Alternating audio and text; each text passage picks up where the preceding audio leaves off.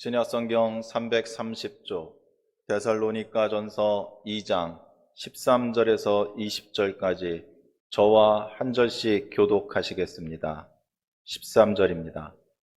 이러므로 우리가 하나님께 끊임없이 감사함은 너희가 우리에게 들은 바 하나님의 말씀을 받을 때에 사람의 말로 받지 아니하고 하나님의 말씀으로 받음이니 진실로 그러하도다. 이 말씀이 또한 너희 믿는 자 가운데에서 역사하느니라.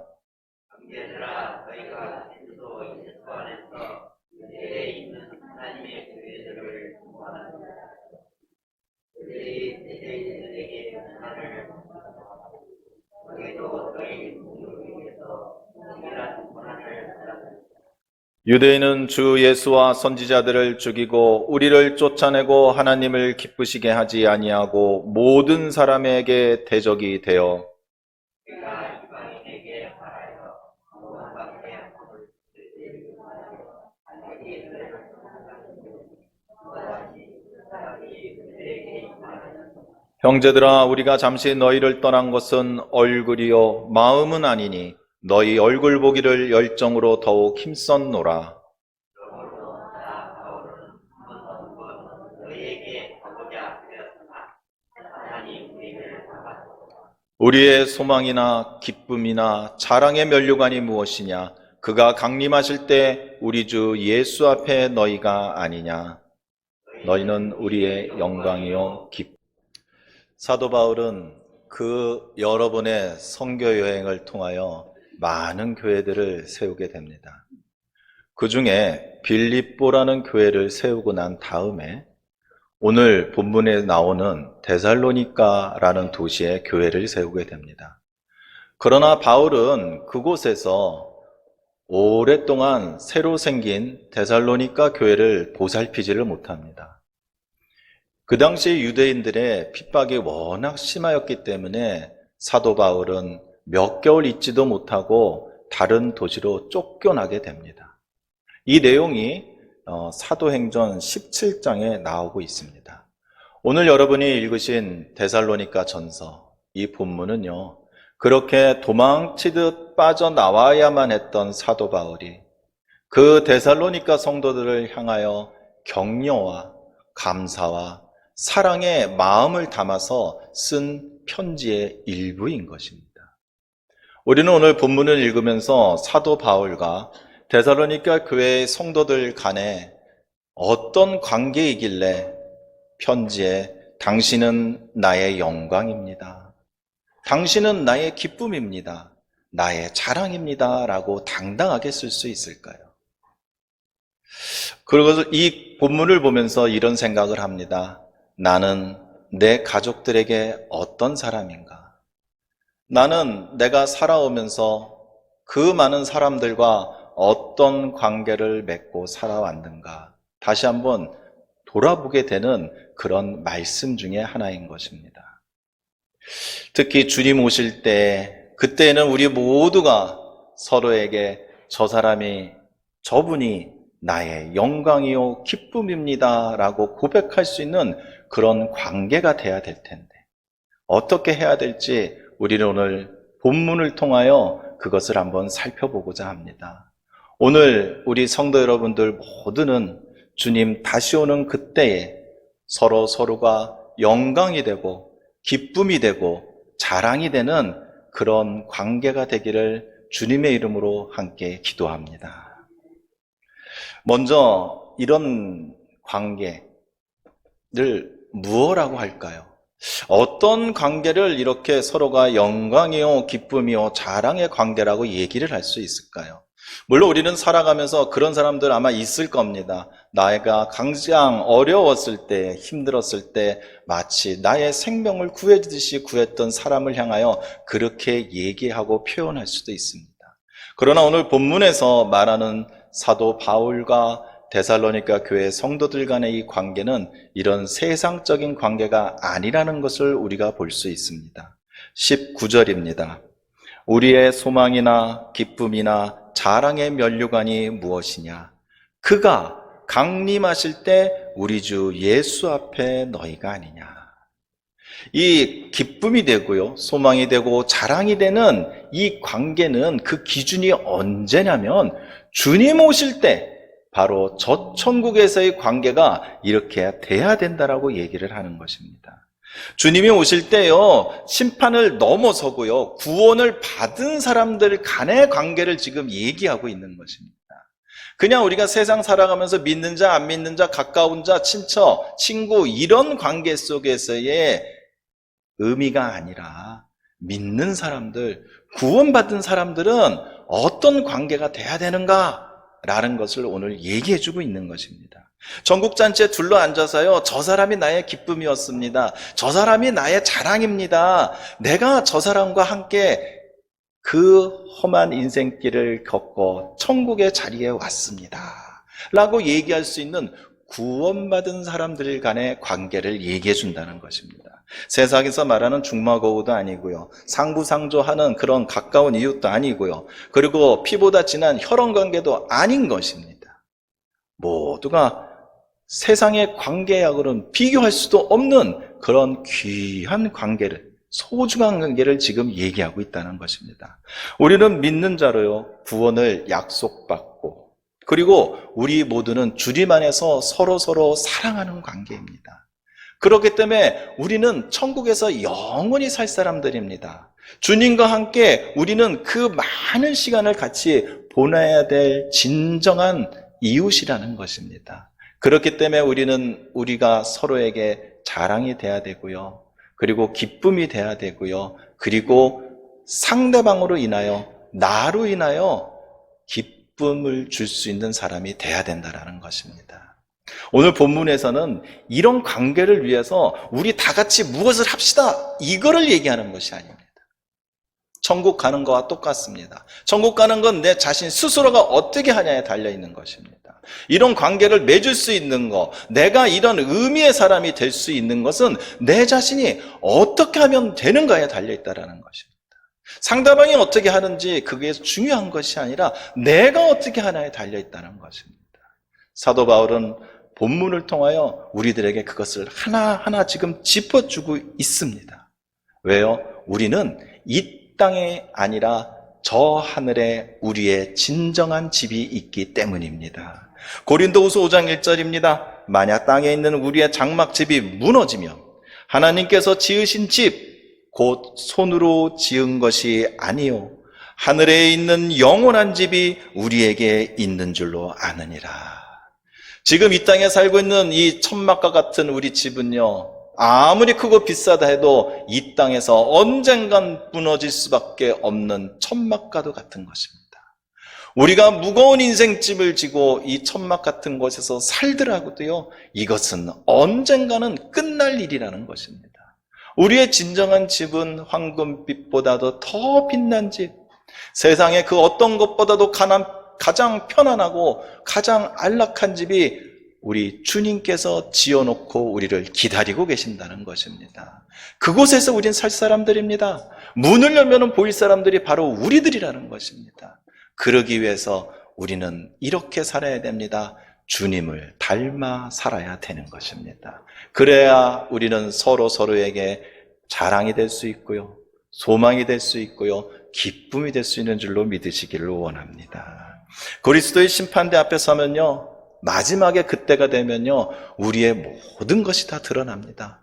그럴 때 부끄럽지 않는 우리가 돼야 되지 않겠습니까? 그러기 위해서 우리는 내 자신을 주님 앞에 더욱더 세우고 주님이 나의 거울이 돼서 나의 부족한 것들을 채워 나가야 하는 것입니다. 이렇게 우리가 서로에게 이런 놀라운 아주 좋은 관계가 되기 위해서 어떻게 해야 될까요? 바울은 먼저 이렇게 얘기합니다. 하나님의 말을 하는 사람이 되어라. 13절입니다. 이러므로 우리가 하나님께 끊임없이 감사함은 너희가 우리에게 들은 바 하나님의 말씀을 받을 때 사람의 말로 받지 아니하고 하나님의 말씀으로 받음이니 진실로 그러하도다. 이 말씀이 또한 너희 믿는 자 가운데 역사하느니라. 사람의 입에서 나오는 말입니다. 사람이 하는 말입니다. 그러나 그것이 하나님의 뜻이고 하나님이 그 입술을 통하여 말씀하신다는 것을 아는 사람만이 하나님의 말을 할 수 있는 것입니다. 알아듣지 못하는데요, 무슨 의미인지 모르는데 어떻게 말을 할 수 있습니까? 주님의 사람은요, 예수님이 새 생명을 주신 사람들은요, 그 입에서 하나님의 뜻이 전해지고요, 그 삶 속에서 하나님의 사랑이 전해지는 사람을 얘기하는 것입니다. 그러니 이런 사람이 삶이 어떻겠습니까? 그 사람의 말에 능력이 있겠습니까? 어떻겠습니까? 하나님의 말씀이 나오는데요, 하나님의 뜻이 전해지는데요, 그 사람의 말하는 거, 사는 거, 인생 가운데 모든 것이 하나님의 능력으로 붙드시고 하나님의 능력이 나타나시며 하나님의 능력으로 승리하는 사람이 될 수밖에 없다라는 것입니다. 우리는 하나님의 말을 하는 사람이 돼야 되고요, 하나님의 뜻을 전하는 사람이 돼야 되고요, 무엇을 해도 하나님의 사랑이 배어져 나오는 사람이 되어야 된다는 것입니다. 한국 사람은요, 세상 어디를 가도 한국 사람입니다. 천국 사람은요, 하나님의 백성은요, 어느 곳에 살아도 무슨 일을 해도 하나님의 말씀만이 나와야 된다는 것입니다. 이럴 때에 우리는 서로에게 자랑이 되는 관계가 될 수 있습니다. 하나님의 뜻을 전하고 하나님의 사랑을 나누며 그리고 하나님의 말씀을 듣고 전하는 관계가 되기를 주님의 이름으로 기도합니다. 그 다음에 또 하나는 하나님을 위하여 고난을 받는 사람이 되라는 것입니다. 14절입니다. 형제들아, 너희가 그리스도 예수 안에 유대에 있는 하나님의 교회를 본받는 자가 되었으니 그들이 유대인에게 고난을 받은 것 같이 너희도 너희 동족에게 동일한 고난을 받았느니라.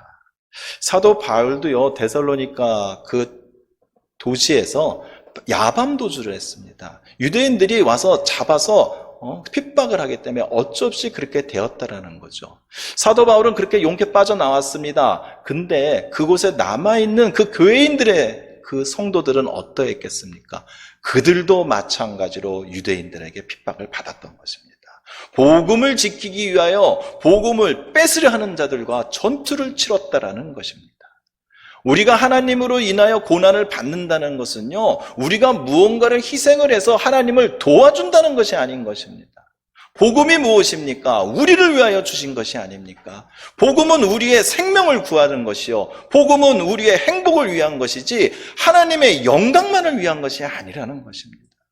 우리가 고난을 받는다는 것은 전투하는 것과 마찬가지입니다.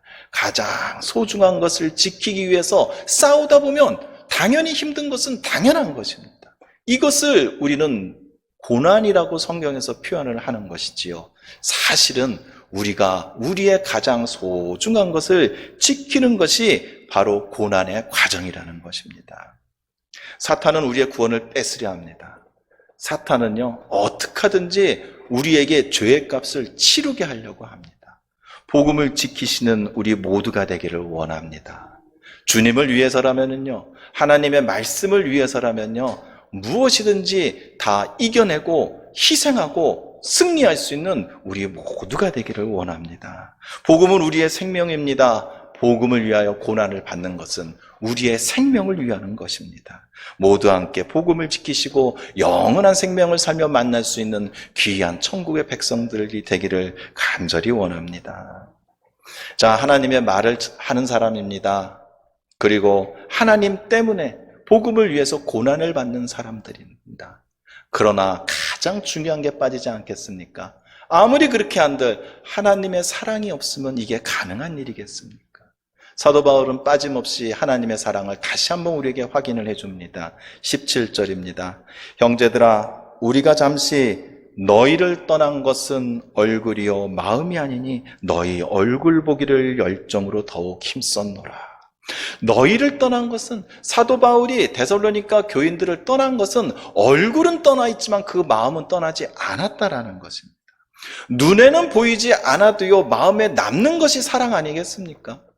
외모를 본다고 하면은 눈에서 멀어지면 당연히 잊어버리겠지요. 그러나 마음으로 그리워하고 마음으로 기다리는 사람은 그 자체가 바로 사랑이라는 것입니다. 만나고 헤어지는 것은요, 하나님의 결정입니다. 그러나 우리는 천국에서 모두 만날 사람들입니다. 이거는 우리 주님께서 묶어주신 것입니다. 그렇기 때문에 우리가 하나님의 사랑만 쳐버리지 않는다면, 우리가 주님의 사랑 속에서만 살고 있다면 우리의 이 땅에서의 만나고 헤어짐은 그저 지나가는 일들 중에 하나라는 것입니다. 다시 만나기 위해서 세상 사람들은 어떻게 합니까? 모임을 합니다. 연락을 합니다. 경조사를 챙깁니다. 그러나 우리들은 천국에만 가면 다 만날 수 있는 것입니다. 내 자신이 천국에만 가면요, 분명히 그분 만납니다. 그 사람 만납니다.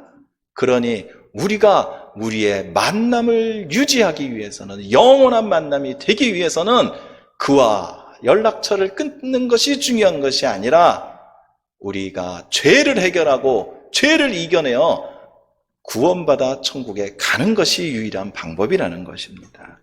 왜냐하면 죄인은 천국에 가지 못합니다. 영혼은 한없이 사랑하지만 죄악에는 단호한 우리 모두가 되어야 됩니다. 천국에서의 만남을 위하여 죄를 이기고 세상을 이기는 우리 모두가 되기를 원합니다. 이렇게 하였을 때 사도 바울은요, 데살로니가 교회 성도들의 얘기한 것처럼 당신은 나의 기쁨입니다. 당신은 나의 소망입니다. 당신은 나의 자랑입니다. 라고 그는 당당히 고백할 수 있었던 것입니다. 자, 우리는요, 어떤 사람들입니까? 우리는 자녀들에게, 부부간에, 친구들 간에, 교회 안에서 우리는 어떻게 살아가고 어떤 의미를 가진 사람들입니까? 그것은요, 우리의 삶을 보면 알 수가 있는 것입니다. 돈이 최고인지 아는 사람은요, 결국 돈만 벌어다 주는 그런 돈 버는 기계밖에 되지 않습니다. 자녀가 최고인지 아는 사람은요, 자녀만을 위해 살고 자녀 앞에서 벌벌 떨 수밖에 없는 사람이 되는 것입니다. 성공이 최고인 줄 아는 사람은 자신의 성공 앞에서 어떤 사람도 자기 눈에 보이지 않아 무시하는 사람이 될 수밖에 없는 것입니다. 권력이 좋은 사람은요, 죽을 때까지 자기 손에서 권력을 놓지 못하는 것입니다. 무엇이 최고인 줄 알고 사는가, 그거에 따라 그 사람의 삶의 내용이 바뀐다라는 것입니다. 베드로전서 2장 21절입니다. 이를 위하여 너희가 부르심을 받았으니 그리스도도 너희를 위하여 고난을 받으사 너희에게 본을 끼쳐 그 자취를 따라오게 하려 하셨느니라. 우리 예수님이요, 이 땅에 오신 것은요, 모두 우리를 위한 것입니다. 절대 예수님 자체를 위해서 신이 되신 신적인 그분이 이 땅에 인간의 몸으로 오신 것이 아닙니다. 이 땅에 오셨다가 저 하늘로 다시 가시기 위해서 이 땅에서 무엇 하나 노력한 분이 아니라는 것입니다.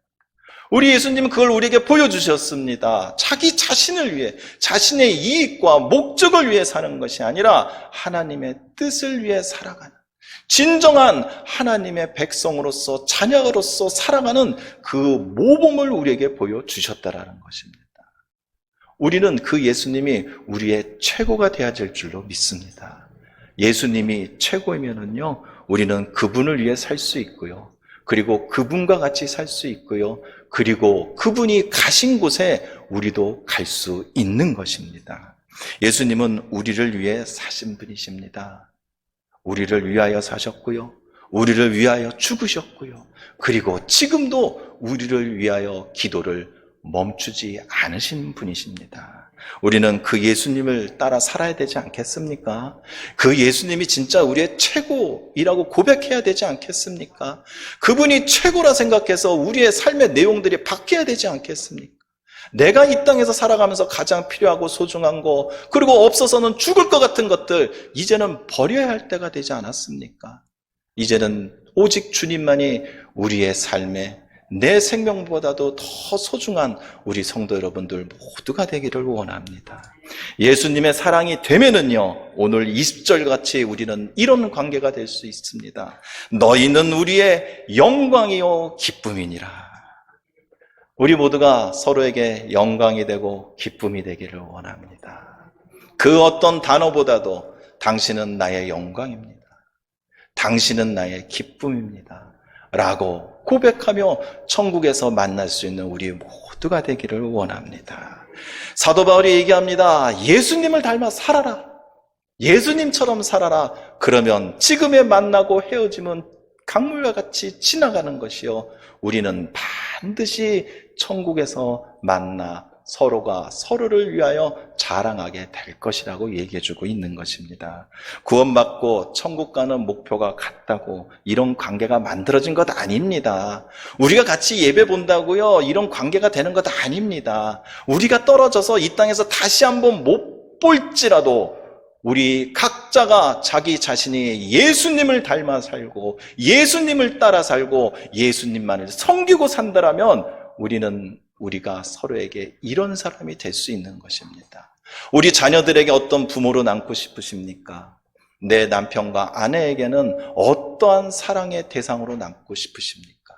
성도들 간에는 어떠한 성도였다고 기억이 남고 싶으십니까? 이제라도 예수님을 닮아 사시기를 원합니다. 예수님만을 최고로 열고 사시기를 원합니다. 서로에는 영광이 되고 기쁨이 되고 사랑이 되고 자랑이 되는 면류관이 될 수 있는 그런 우리 모두가 되기를 원합니다. 이제 우리가 주님을 닮아가겠다고 결단하시고 다시 한번 고백하시면서 서로가 서로에게 영광이 되고 기쁨이 되고 자랑이 되는 새해를 맞이하기를 주님의 이름으로 함께 간절히 기도합니다. 함께 기도하시겠습니다.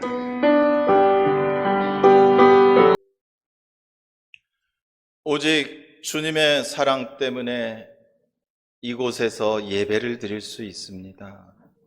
우리를 위하여, 나를 위하여 그 생명을 버리신 사랑이 없더라면 어떻게 우리가 천국을 소망하며 우리의 죄의 용서를 구할 수 있겠습니까?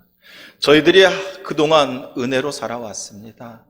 오직 주님의 사랑으로 이곳까지 왔사옵나이다. 저희들의 이 작은 손으로 조금이라도 주님께 드리기 원합니다. 저희들의 마음을 담았습니다. 주님을 향한 사랑을 담았습니다. 우리의 이 예물이 오직 주님을 위하여 온 세상에 복음을 전하는 곳에 쓰여질 수 있도록 허락하여 주시옵소서. 이제는 우리 주 예수 그리스도의 구속의 은혜와 하나님의 크신 사랑과 성령님의 감화 감동 인도 보호하여 주심이 이제부터라도 주님이 최고이고 이제부터라도 주님을 위하여 이제부터라도 주님을 닮아 살아가겠다고 결단하고 고백하는 우리 성도들 모두와 그의 사랑하는 가족들과 그들의 모든 일 가운데 지금부터 영원히 함께 있을지어다.